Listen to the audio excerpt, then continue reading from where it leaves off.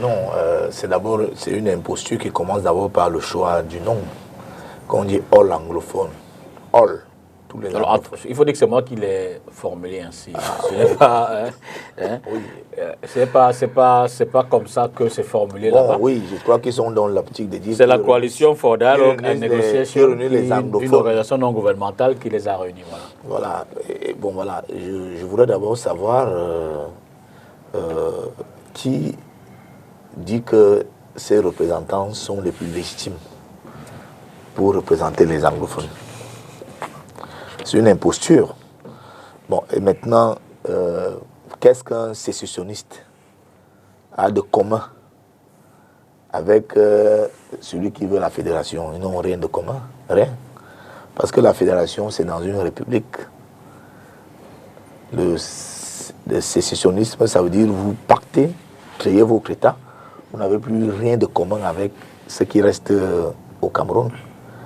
Alors, qu'est-ce qu'ils peuvent se dire ensemble? C'est deux idéologies totalement différentes. C'est comme si vous me dites que un républicain et un socialiste vont s'asseoir pour avoir des points de convergence. Ça, ce n'est pas possible. Donc, c'est simplement une imposture pour certaines personnes pour tenter de faire de la surenchère dans l'espace social camerounais. Des gens veulent avoir des noms, ils veulent qu'on parle d'eux, ils veulent être des grandes figures en marchant dans le cerveau du peuple. Et ce n'est pas normal.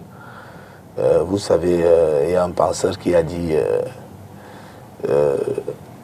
lorsque vous voulez vous faire intéressant dans une frange d'un peuple qui se bat pour une cause, faites semblant de dire toutes sortes de choses qui leur donnent le sentiment que vous êtes avec eux.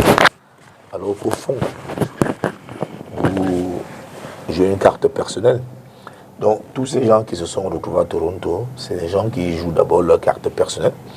Parce que la paix au Cameroun, ce n'est pas à Toronto que nous allons l'avoir. Il faut venir ici. C'est ici sur place, c'est au Cameroun. Ce n'est pas là-bas. Moi, je pense que il y a tellement d'outils qui peuvent permettre aux gens de se rencontrer, parce que les gens ont tout tendance à dire que est-ce qu'on utilise les rencontres alors que la technologie du numérique a tellement donné des outils aux gens pour leur permettre de communiquer, de penser, de réaliser des choses ensemble. Aujourd'hui, des grandes multinationales du monde tiennent des conseils d'administration en virtuel où les gens ne sont pas obligés d'être ensemble.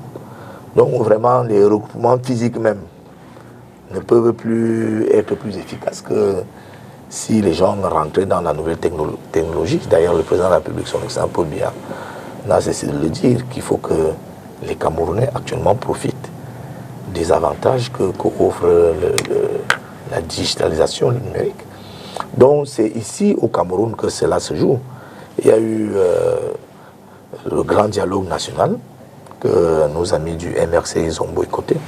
Et comme ils l'ont boycotté, ce grand dialogue, ils ne peuvent que verser leur bile là-dessus chaque fois qu'ils évoquent. Mais nous, on voit que le grand dialogue national a été une occasion, pas pour solutionner tous les problèmes qui se posent dans le nous actuellement, mais pour quand même déblayer le chemin, pour commencer à creuser le grand sillon qui va finalement amener la paix au Cameroun.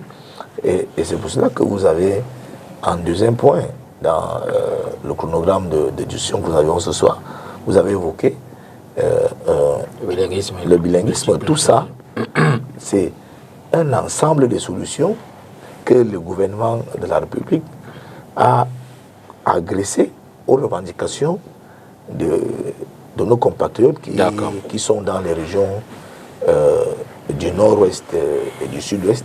Et je voudrais dire que si les militants du MRC sont pour certains en prison aujourd'hui, ce que nous regrettons, parce qu'aucun être humain ne pourra accepter de voir son frère en prison, enchaîné par exemple, comme on a vu le compatriote à l'hôpital à Cantine.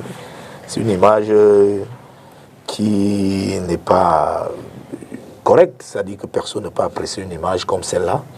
Mais il faut quand même dire qu'on ne peut pas tout de même se lever, dire qu'on va faire une marche pour destituer un président de la République que le peuple camerounais venait d'élire à 71%. Lorsque vous êtes élu à 71%, ce n'est même pas une élection, c'est un plébiscite. Alors on ne peut pas avoir plébiscité un président et une tranche de personnes se lève et dire qu'ils vont marcher pour le destituer. Mais ça, ce n'est pas possible. C'est pour cela qu'ils sont en prison.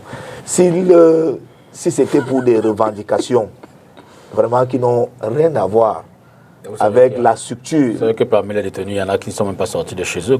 Avec la structure qu'on est venu cueillir à domicile. Hein. Oui, ben parce que dans un mouvement, il y a ceux qui pensent le mouvement et il y a ceux qui l'exécutent. Alors, si vous voulez organiser un coup d'État, parce que ça c'est un coup d'État, si vous voulez organiser un coup d'État, vous croyez que c'est seulement ceux qui sont allés sur le terrain, on devrait seulement s'en prendre à ceux qui sont allés sur le terrain, en laissant ceux qui ont tout organisé. Moi, j'invite le MRC à revenir dans l'orthodoxie républicaine. Et à partir du jour où ils vont reconnaître qu'effectivement Maurice Kamto n'a pas gagné l'élection, ils vont cesser leur affaire de président. Si c'est Bamanga. Je crois qu'on pourra leur laisser s'épanouir comme ils veulent.